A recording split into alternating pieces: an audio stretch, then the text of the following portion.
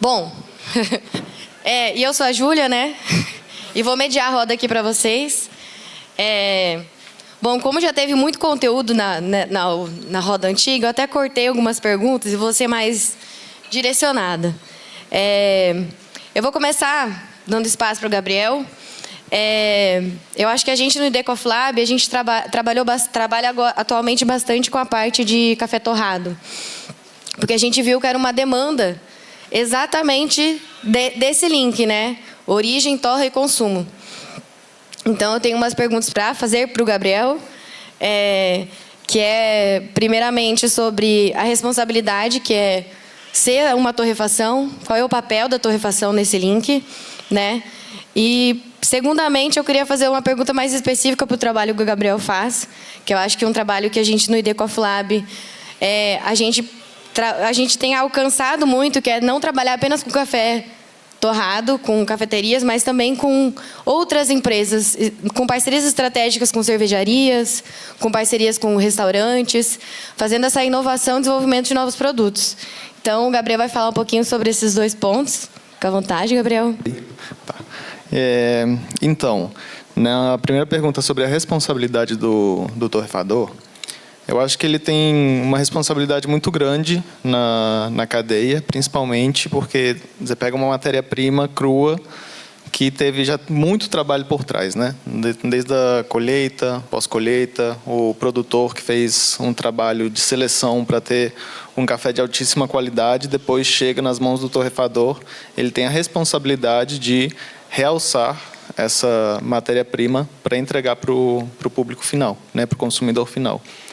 Então, os torrefadores hoje, né, tanto no Brasil quanto no mundo, têm essa responsabilidade de apresentar as características tanto de território quanto do trabalho que foi feito por trás. E realçar essa característica, como eu falei, né, do território, do terroir. Se chega um café do Espírito Santo, quais são as características do Espírito Santo, qual que é a característica dessa região, se é de Minas, vamos realçar aquela característica, ou se é café de outras partes do mundo, mesma coisa, né? A gente vê e extrai o melhor potencial daquele café. E é uma coisa que eu explico também nos cursos, né? A gente tem um protocolo de torra para saber qual é o melhor potencial para aquele café. E essa é a grande responsabilidade que um torrador tem, né? E depois do torrador tem os baristas, que têm a responsabilidade de servir, de saber preparar esses cafés de acordo com as características dele. E sobre a outra pergunta, sobre as inovações de produtos, a gente, aqui no Espírito Santo, a gente está trabalhando muito tanto com essa parte do turismo, de incorporar o café especial na área de gastronomia, na área de cerveja. Hoje, a nossa base está situada na Bela Aurora, tem a cervejaria Bela Aurora, onde a gente tem parceria, onde a gente trabalha, a gente desenvolve produtos, bebidas, no caso, né, tanto cerveja com café. A gente está começando a desenvolver um cold brew agora. Então, e desenvolver um pouco também, por exemplo, para restaurantes. A gente trabalhou com o restaurante Quintas do Manacás. A gente queria trazer a experiência de um café de altíssima qualidade para uma cozinha de altíssima qualidade. Hoje a gente vê que na alta gastronomia a gente tem um padrão muito alto, aí chega no final do menu, entrega um café de baixíssima qualidade. E isso estraga com a experiência completa de a gente ter essa experiência gastronômica. E é um problema que não só tem no Brasil, mas que tem no mundo inteiro. Que eu que nasci e cresci fora, na Espanha, já via isso, né? Eu gosto muito de gastronomia, gosto muito de comer bem. E chegava na hora do café, você evita o café. Você não quer tomar café, porque você não tem a confiança de que seja um café bom. Então, a gente tem esse trabalho um pouco de mudar isso. Eu junto com minha mãe tá lá na Espanha, ela faz esse trabalho também, ela trabalha com cozinheiros, ela trabalha com restaurantes, ela trabalha com a parte de neuromarketing também, né? Como o ambiente do restaurante também vai restaurante, cafeteria, né? Qualquer lugar que for servir o café, vai interferir na percepção sensorial e na experiência do produto. Então, é um pouco essa parte de inovação, né? E com os produtores que a gente trabalha, a Alcione, nossa primeira parceira no ID,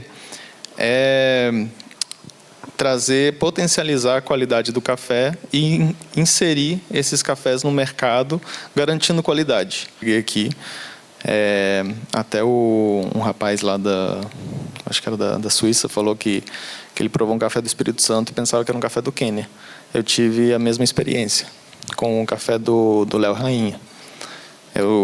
Primeiros meses que eu estava aqui no Espírito Santo, entrando no laboratório, eu provei o café, eu falei, uai, esse café não é do Brasil, não. Esse café, para mim, é um café queniano. Aí eu fui perguntar, não, é daquele rapazinho ali, que ele nem sabia que qualidade de café que ele tinha, e ele estava com um cafezão que tinha um potencial muito grande. Aí o Michel meio que adotou ele e eles estão desenvolvendo qualidade, né, na propriedade. Isso eu acho que é um trabalho que a gente vê muito dentro do laboratório, né? Quem está dentro do laboratório do Coffee Design, a gente tem muito esse contato com os produtores e a gente gosta de ver crescer junto. Se a gente não crescer junto, eu acho que não vai para lugar nenhum, né? É o coletivo que faz a união e o crescimento. Eu vou dizer, eu de Santa Catarina, eu estava outra hora falando, eu vim para cá, eu não sabia quem era o Espírito Santo, porque no Brasil o Espírito Santo não se divulga muito bem. E aí os cafés, é muito difícil achar lá em Santa Catarina cafés do Espírito Santo. Então quando eu vim para cá, eu comecei a levar uns cafezinhos do Espírito Santo para lá, então, nossa, como é que você conseguiu? Mas enfim, agora eu vou passar para a Alcione. A Alcione, então, como a gente falou, ela produz ali, é produtora e eu vejo uma visão, é uma mulher que eu admiro muito. Ela tem uma visão muito boa, talvez, porque ela teve uma experiência muito grande empresarialmente falando, né? Então, ela entende muito bem a produção dela de cafés como uma empresa. Então, eu vi ela sempre criando novas estratégias, formas de conseguir trazer essa rentabilidade, essa sustentabilidade financeira para a empresa. E hoje, então, ela tem aí suas 2 marcas. Então, ela faz aquilo que o Lucas falou, né? Você pode também ser produtor e industrializar o seu produto. Então, a minha pergunta e meu direcionamento aqui é saber qual foram os seus maiores acertos, suas maiores dificuldades nessa trajetória, né? Nessa sua experiência. E eu já vou trazer também, né, que a Alcione é hoje vice-presidente da SEMS, como a gente falou. Então, acho que a Alcione pode trazer um pouco dessa realidade, né? Boa tarde a todos. Obrigada pelo convite, em primeiro lugar. Então, a sua primeira pergunta, quais foram os maiores desafios? Eu acho que o maior desafio para a gente hoje é se conhecer. Deixa eu fazer uma pergunta. Quem aqui na plateia é produtor de café? Bastante gente. A gente se conhecer enquanto produtor. Eu sou de Tarana, hoje eu moro no município de Tarana, e como a Júlia falou, eu sou filha de produtores, neta de produtores, mas eu não era da área de cafés. Eu sou da área de engenharia civil pesada. Eu vim parar aqui dentro do IFES em 2023 para assistir uma aula. Algumas pessoas devem lembrar disso. Eu vim assistir uma primeira aula e me apaixonei pelos cafés. E a minha história com os cafés é uma história que se confunde de amor, de casamento mesmo. Eu casei, eu fui morar. O meu marido, ele é produtor de café, a família dele é 4 gerações. E ele tinha sonhos. Eu não tinha o sonho de ser produtora de café, eu confesso para vocês. Não era o que eu fazia. E quando eu vim parar aqui, eles me viraram de cabeça para baixo. A gente entendeu que a gente não sabia fazer nada. Nada. E a gente resolveu fazer assim. tudo muito rápido. A primeira amostra que a gente trouxe de café, eles processaram aqui. Porque a gente não sabia processar café, fazer pós-colheita. Não tinha noção do que era. Mas a gente saiu daqui sabendo quais caminhos, aonde buscar informação. Então, isso foi em 2023, tá? A gente tem 3 anos que a gente está nesse negócio. Então, assim, ouvir o Henrique falar, ouvir o Lucas falar, é muita gente experiente. A gente é muito novo. Nesse meio tempo, a gente, graças a Deus, a gente viu muito rápido. Porque a gente começou com informação. Isso foi um acerto muito grande. Eu vi eles falando aqui, eu até falei com a Loruama, até brinquei. Eu vi a nossa vida sendo retratada. Nós tínhamos lavouras de 40 anos, com espaçamento errado, material genético antigo. A gente começou... Hoje nós temos a gente brinca, a gente tem uma salada de frutas lá em casa. Nós temos materiais genéticos antigos, nós temos catuais, até isso eu aprendi, tá, gente? Catuais 44, 84, eu tenho bourbon amarelo, eu tenho bourbon vermelho, eu tenho um gueixa, que eu sei que eu estou tendo que criar um microclima adequado para ele produzir na minha propriedade. Eu tenho materiais que são o primeiro plantio em maior escala no Espírito Santo, que é um turmalina, que é um MGS turmalina, que é um material da EPAMIG. Eu tenho um experimento de 35 variedades novas na minha casa, para ver o que vai sair bem. Só que hoje eu não planto um pé de café sem irrigação. Todas as nossas lavouras de 2023 para cá, elas são não só irrigadas, elas são fertirrigadas. E assim, quem conhece as lavouras, eu tenho materiais de menos de 1 ano que estão com os primeiros caroços. No Espírito Santo, a gente tem um currículo de sustentabilidade do Incapé. Nós somos a única IG de café do Brasil que a gente tem um requisito mínimo de sustentabilidade. Então, assim, a gente junta esse mercado, eles falaram muito de mercado externo, mas a gente tem um mercado interno gigante. E a gente tem um público mudando o consumo, a forma de consumir café. O paladar está mudando. Você pode tomar você tomou um café especial, depois você acostumou, toma 2 vezes. Você não quer voltar para um café ruim. É um mercado que não volta. Sobre restaurantes, alta gastronomia, que trabalha tanto isso no seu estabelecimento e não preocupa com o que o cliente vai sair de lá, né, com a lembrança do sensorial, que muitas vezes é um café de péssima qualidade. Aí você falou de incorporar café especial na alta gastronomia. Você já vem fazendo isso em restaurantes, hotéis? E se sim, como que você faz para abordar, para, digamos assim, não é nem convencer, mas mostrar para esses estabelecimentos a importância disso?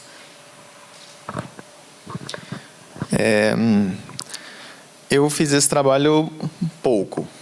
Fui mais apreciador e observador. Quem faz mais esse trabalho é minha mãe lá na Espanha. Aqui no Brasil, a gente fez mais com restaurantes aqui da região, e foi muito por demanda deles também. Eles queriam introduzir cafés de alta qualidade, e a gente deu essa orientação. Mas muitas vezes o que a gente observa nesses restaurantes de alta gastronomia são as grandes empresas que já entregam tudo pronto. Por exemplo, chega uma Illy, chega uma Três Corações, chega uma Lavazza, né, falando mais internacionalmente, chega lá, bota uma máquina, bota o café e faz um treinamento mínimo só para saber extrair. E às vezes essas empresas dão muitos benefícios, né? Então às vezes fica difícil do pequeno, que tem uma história por trás, entrar nesse mercado. Assim, não é nem falando mal, né, das grandes empresas que fazem isso, porque é questão de mercado. Eles também precisam ganhar o mercado deles. Mas eu acho que é mais dos próprios restaurantes querer introduzir esse produto no menu deles. E aí, assim, vai depender muito do restaurante ou do hotel ter essa convicção, ter essa percepção dessa importância. E realmente foi bem frustrante, mas é isso. Eu posso... Sim, deixa eu também vou aproveitar que eu acho que, na verdade, o que a gente fez no IDECOFLAB, que funcionou muito bem para esses tipos de restaurante, foi a personalização. Eles já têm uma marca, então eles têm o posicionamento deles. E quando a gente colocou o café na embalagem deles e foi lá, e foi o profissional que mostrou, eles queriam esse serviço. Então, assim, a personalização, eu acho que foi a grande sacada, que o Felipe lá atrás, que é muito bom nisso, hein, de entender como que esse pessoal gosta de ser visto, gosta de ser tratado também. Como a Júlia falou da personalização para a marca da empresa, no caso o restaurante, é muito importante também eles terem pessoas qualificadas para poder preparar, servir, falar sobre o café. E sobre a segunda pergunta que a Júlia tinha me falado, sobre o desenvolvimento, né, de como trabalhar o café, eu acredito muito em trabalhar, por exemplo, com blends. Não, uma coisa que a gente ouve muito na indústria do commodity é café blendado é café ruim. Eu, na minha experiência, é tudo o contrário. Para mim, você blendar, você consegue gerar uma experiência além do que é origem singular, no caso. Posso falar até uma experiência minha, até quando eu estava como barista aqui no restaurante Quintas do Manacá. Eu tenho acesso a cafés do mundo inteiro. Então, eu gosto muito de brincar. Peguei um robusta amazônico, produzido por indígenas, e coloquei um Etiópia Ergachev. Blendei os dois. Foi, para mim, um dos melhores cafés que eu já tomei na vida. Não consigo replicar porque só tinha 10 gramas de um e 20 do outro. Então, eu acho que é trabalhar com essas experiências, trazer essas experiências também para esses restaurantes de alta gastronomia, que o intuito deles também é trabalhar com essa mistura, né, de sabores, de origens, de produtos. Eu acho que isso é um passo além para esses negócios poderem trabalhar e, principalmente, ter pessoas qualificadas por trás para poder fazer esse trabalho. Existe algum projeto, talvez, da SEMES, alguém que vocês conheçam, que tenha um café... Vamos supor, você tem o seu lote ali de arara, não sei o quê. Fazer parceria com uma rede, por exemplo, de hotéis, para comprar esse café. Parceria. Alcione Meliá, por exemplo. Isso também é um caminho para um produtor, não? Já existiu um pouco mais forte um trabalho, principalmente com o pessoal do Convention aqui da região, onde que eles servem cafés com os cafés dos produtores da SEMES. Então, existe, e a gente está querendo retomar de uma forma mais veemente, né? Então, assim, mais firme, para a gente conseguir divulgar mais, porque a gente está numa região de muito fluxo, né? Muito fluxo. São 2 regiões turísticas muito fortes. Eu queria entender depois melhor, eu não sei se esse é o momento, como é que funcionaria essa questão dos produtores com os selos da IGES. Como é que vai funcionar isso? Não sei se esse é o momento, se é muita burocracia. Não, pode, tranquilo. Podia pegar, então, deixaram comigo. Está funcionando da seguinte maneira: você tem os produtores associados ou os produtores que serão só credenciados. Eles vão entregar uma documentação. Por exemplo, você compra café, compra café de N produtores da região. Para você comprar a saca selada, o produtor vai vir a gente, vai trazer a documentação que a gente precisa e ele vai selar o café dele, ou na sacaria, ou vocês, por exemplo, se vocês tiverem café, vocês vendem torrado também, né? Não? Então, aí vocês vão selar a sacaria, de 30 ou 60 quilos. A gente está tendo uma experiência muito boa com o projeto Café do Espírito Santo, que a gente está levantando dados, informações e percebendo muitas coisas que, hoje, eu entendi a sua fala, porque a prioridade que o professor Lucas colocou é a nossa falta de unidade. Nós temos até união. A gente tem uma boa convivência, você pode ver que está aqui, o ensino funciona muito bem, a gente está tendo acesso à informação, à estrutura, mas a gente não faz ações únicas. E o Espírito Santo, ele só consome 1% do café que ele produz. Tá? Os outros 90% é tudo para o mercado internacional. E para os outros estados ainda é muito pouco. E a gente se surpreendeu, todos se surpreenderam, quando a gente começou a coletar as embalagens de produtores de cafés especiais, e já chegou a 250 marcas. E a gente tem, assim, contato, teve a oportunidade de conviver com eles em torno de 80%. E todos têm a mesma dificuldade. Cada um fica arranhando a parede para conquistar um pouco do mercado.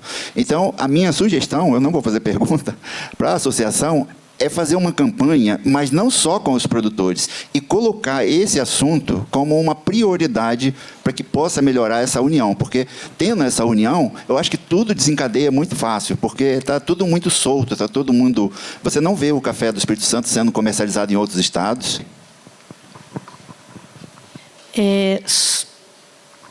Existe... você tem 250 produtores de marcas, pergunta quantos mandam para fora do estado. A grande maioria, sei lá, 50%, 60% da venda é para fora do estado. As cafeterias fora do estado, Brasília, Rio, São Paulo, torrefações de fora, compram muito café nosso. Existe muito mercado lá fora e muitos dos nossos cafés vão lá para fora, sim. Existe comunicação. A gente não sabe se vender, isso é real, todo mundo. E também existe, o que falta hoje, um sentimento de pertencimento a algo maior. Esse é o sentimento que falta nos produtores do Espírito Santo. A nossa propriedade, nós produzimos para o pessoal do Conilon, eu produzo Conilon especial também. Para eu conseguir selar os meus cafés, foram quase 4 meses. De conversas intensas de como fazer, porque lá a IG ela é gerida por 3 grandes cooperativas. Então, para nós que somos pequenos, é ainda mais difícil conseguir, mas fez toda a diferença. Esses dias eu postei toda feliz. O primeiro café Conilon selado de Tarana, e é o 3º no estado. Quantos cafés selados saem de lá? Quantos cafés torrados saem de lá? E, assim, eu tenho muito orgulho de falar do Conilon, porque todo mundo, quando a gente começou, eles falavam assim, nossa, mas Conilon? Conilon é ruim. Que trem horrível. Aí, quando você coloca um Conilon de qualidade perto de uma arábica, sem a pessoa saber, isso principalmente dos baristas, tá? De quem conhece. O barista tem um preconceito gigante com canéfora. Na hora que eles pegam assim, nossa, que café bom, que café é esse? Fora do estado, torrefações, cafeterias, eles são loucos por café do Espírito Santo. E o pessoal me fala, nossa, você está lá no Espírito Santo, como é que eu consigo café de lá? Eu falo, só ir para lá e você acha. Ou entra em contato com a gente, que a gente tem contatos com produtores, e muita gente chega para a gente perguntando onde pode conseguir café do Espírito Santo, porque é uma das regiões mais privilegiadas onde tem o melhor café do Brasil. Viajei com o Felipe lá para a Europa, eles não conhecem café do Brasil. A gente levou café do Brasil para apresentar de todas as regiões, até lá do Ceará, que eu pedi para o Sérgio Patrício, lá do Maciço Baturité, me manda 1 quilo que eu vou ir para a Espanha apresentar café de todas as regiões do Brasil para mostrar a diferença, né, que tem entre cada região. E o pessoal ficou doido. Falou, não sabia que o Brasil produzia isso, não. Isso gente grande. Pessoal que comercializa café, que torra café. Os baristas também ficaram impressionados, falaram, eu quero café assim. Mas é difícil mandar para fora o café aqui do estado por questão de volume, né? O volume é muito pequenininho, mas a gente tem que lutar mais pela qualidade, que é o que os pequenos países de Centro-América fazem. Eles focam muito mais na qualidade e eles conseguem ganhar mercado só na qualidade. Nos municípios você tem lideranças locais que fazem essa divulgação para Para os produtores locais, por exemplo, aqui em Venda Nova tem um representante, uma liderança da associação. Eu estou falando isso porque eu tive uma experiência com a CUFA, na Central Única das Favelas, em Goiás, que a gente levou para lá e ela hoje está de pé lá. Porque eu achava assim, se eu tenho uma liderança local, vai trazer um pertencimento muito maior para a associação, né? Porque é alguém da localidade falando para a localidade. E a associação falando a mensagem dela, né, geral, para essa liderança, e essa liderança levando para lá. Eu acho que é um caminho assim que funciona, né? Não temos lideranças ainda. Hoje nós temos parceiros. A nossa diretoria ela é bem ampla, tá? A gente tem gente de Venda Nova, gente de Marechal, gente de Brejetuba, eu de Tarana, tem Santa Teresa. Então, assim, está bem diversificada. Hoje o que a gente tem são os técnicos do Incaper, que nos ajudam nesse processo, até porque eles fazem toda a parte de análise do currículo de sustentabilidade. Então, eles são interlocutores que têm nos ajudado. Eu tenho uma pergunta para o Gabriel, completando um pouco da questão da Mirta, que a gente sempre tentou puxar restaurante ali de Guarapari, da região, para divulgar nosso café e para provar. E uma dificuldade assim que a gente tem enfrentado muito, além da mudança no restaurante, é que às vezes até o restaurante que quer melhorar, quer botar um café bom, ele não tem condição, e muito menos o pequeno produtor, de dar uma máquina, uma assistência. Então, principalmente para a Mirta que está querendo, né? E eu queria que o Gabriel discutisse um pouco sobre isso. Uma solução que a gente teve foi fazer parceria com empresas de máquina menores. Então, assim, a gente teve um retrabalho, né? Tem muita dificuldade, questão de locação, de tudo, mas é uma coisa que viabilizou essa mudança no restaurante, né? E aí eu vejo hoje em dia muita pouca opção para fazer esse tipo de parceria, para poder até divulgar um pouco sobre isso, né? E você vê muitas pequenas empresas que locam essas máquinas, às vezes tem contrato com um produtor em específico e aí acaba inviabilizando para todo o resto. E aí abrange várias localidades, né? Várias cidades. E aí fica muito difícil, realmente, até quando o restaurante quer mudar, fica difícil a gente fazer essa mudança, né? Eu sei que é difícil, os equipamentos são muito caros, ainda mais se for expresso, né? Uma máquina de expresso é um investimento alto e é difícil achar empresas que têm essa locação mais viável. Voltando, quem consegue são as grandes empresas que conseguem grandes parcerias e fica mais barato.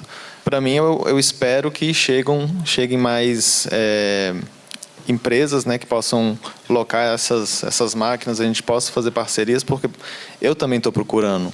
Eu, como empresa, também procuro e quero ter isso. Eu adoraria poder fornecer máquinas para os estabelecimentos onde a gente oferece.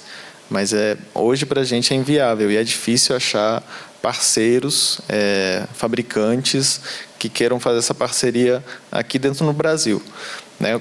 A gente pode conseguir até fora, mas tem questão de trazer essas máquinas de fora e fica muito caro. Para falar um pouquinho também, né? Eu acho que o mercado consumidor de hoje está mega exigente. Então, quando você trabalha diretamente com o consumo, é algo assim que você tem que estar muito...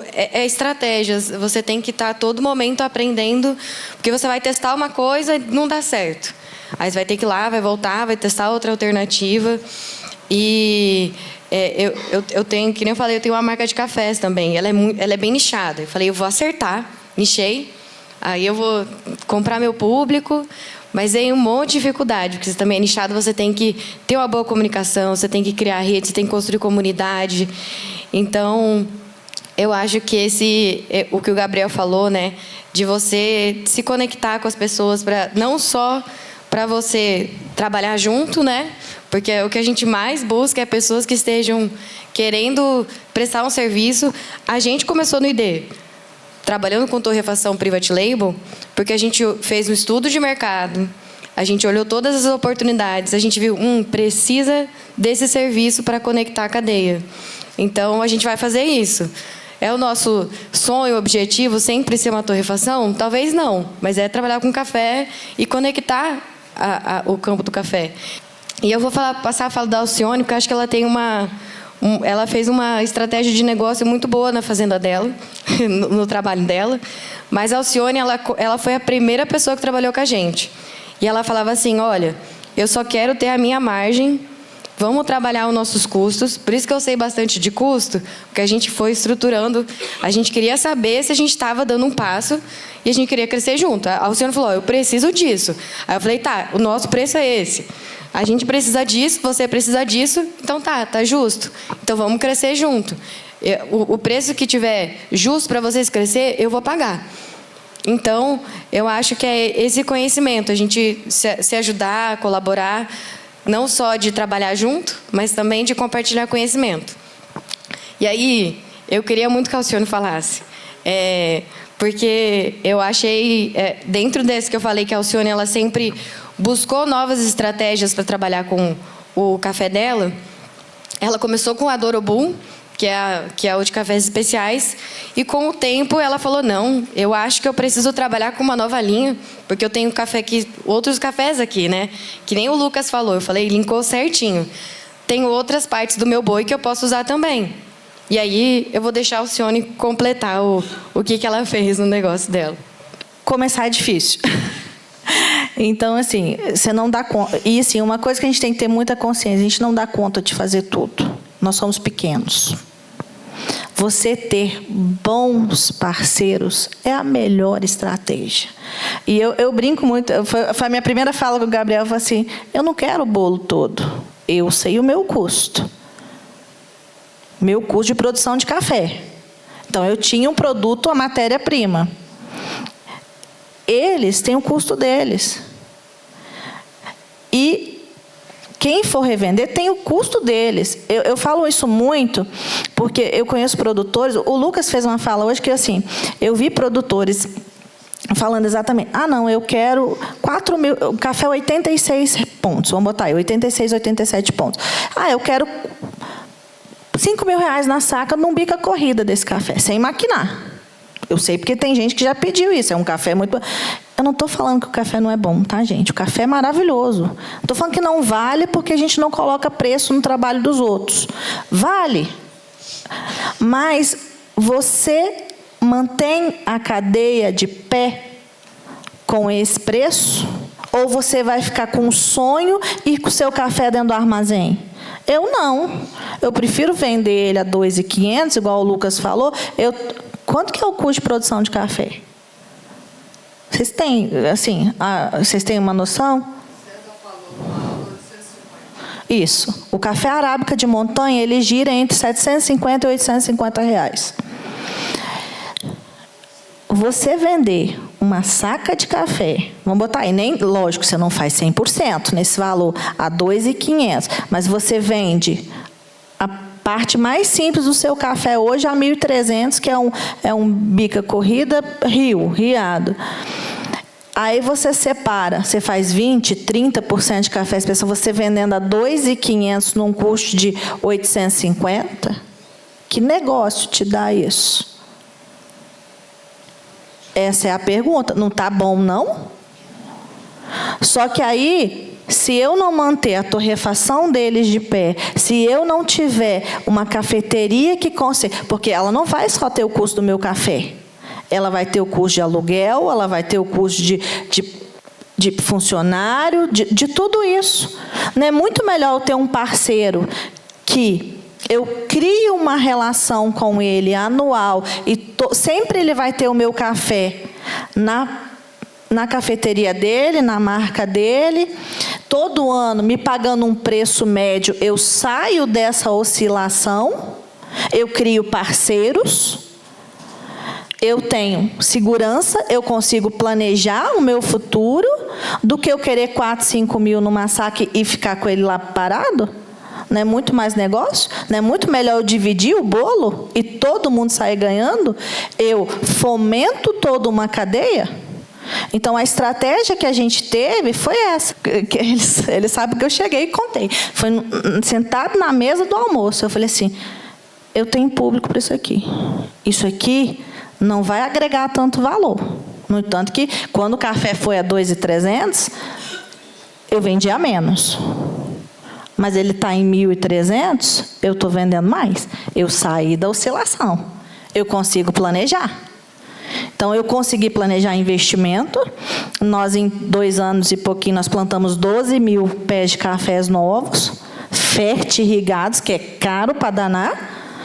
Estamos indo para mais 10 mil plantas numa outra propriedade, começando agora. Montamos via úmida, sem dinheiro, não é não, professor? Montamos via úmida, montamos 2 marcas. Hoje eu consigo. Eu tenho caixa, eu tenho um fluxo de caixa constante. Mudou totalmente a forma de rentabilizar a propriedade. O Wagner fazia uma venda de café por ano, às vezes 2. Hoje eu tenho fluxo de mês. Então, as minhas compras tiveram que mudar, a minha forma de comprar teve que ser replanejada, tudo teve que mudar. Mas está dando certo, devagarzinho a gente está indo. Busquem bons parceiros, conexões, porque é muito importante, ninguém faz nada sozinho. E quanto mais forte a cadeia estiver, melhor é para a gente que está produzindo. Eu lembro dos primeiros cafés que a gente provou da Alcione, que assim, era 80, 81 pontos. Já esse ano passado já tinha lotes de 84 pontos. Então já teve um ganho na qualidade do café da propriedade da Alcione. Então não é só assim, é um trabalho geral, né, que melhora a qualidade, melhora a venda, melhora um pouco tudo. Sou curiosa, eu não sei provar café. Agora, esses meninos, eles provam meu café, eles falam assim, não, aqui errou isso aqui aconteceu em tal momento da colheita, isso aqui aconteceu em tal momento da granação. Eles conseguem identificar, porque eles estão acostumados. Eles vão evoluir, você vai evoluindo e eles vão te acompanhando. Então, isso para a gente é muito importante enquanto produtor. Hoje eu tenho certeza... Eu tive um problema com uma cafeteria aí. Eles alegaram que tinha conilon nos meus lotes de arábica. Eu recolhi do mercado. Só que, assim, eu como produtora, eu tinha como garantir... Assim, eu tinha certeza que não tinha, pelo trabalho que eu faço. Mas como provar? Juntaram 5 provadores. Está aqui o laudo. E aí? Eu teria feito isso se eu não tivesse uma conexão, uma parceria de transparência, de colaboração com eles? Eu não teria conseguido sozinha. E isso é constante. Essa colaboração de ir e vir, até com as cafeterias. A gente tem uma cafeteria parceira de Brasília, eles são uma escola também. E eles fazem isso com a gente também. Olha, o café de vocês evoluiu assim, evoluiu assim. São relações. A gente constrói relações num café especial. Existe muita desinformação e desconhecimento por parte de quem trabalha com café. Então, uma parte muito importante é a capacitação, né, dos profissionais para eles falarem com propriedade, né, não, tanto aqui quanto no mundo inteiro. Até lá fora eu já ouvi barbaridades do pessoal falando sobre café e eu sempre penso, eles têm que se colocar na pele do produtor, eles têm que visitar uma propriedade, eles têm que saber o que é produzir café. E eu acho que é um papel nosso como ID Coffee Lab também dessa conexão, é trazer a ponta da cadeia para o início e o início da cadeia para a ponta, né? Fazer esse intercâmbio de levar produtores para as cafeterias, para as torrefações e levar os baristas e donos de cafeterias e torrefadores para a origem, para conhecer cada um as dores um do outro, né? A gente até futuramente tem projeto de querer fazer intercâmbio com essa ponta da cadeia da Europa, trazer para o Brasil e aqui do Brasil levar para lá, para poder fazer esse intercâmbio. Mas, sim, são projetos futuros que a gente está trabalhando para isso. Então, fica o convite para quem quiser vir visitar. Vão ser 10 dias aqui e um painel iniciando. Vamos estar falando de todas as regiões produtoras e vamos ter café de 7 regiões aí sendo exposto para vocês poderem degustar. Tá bom?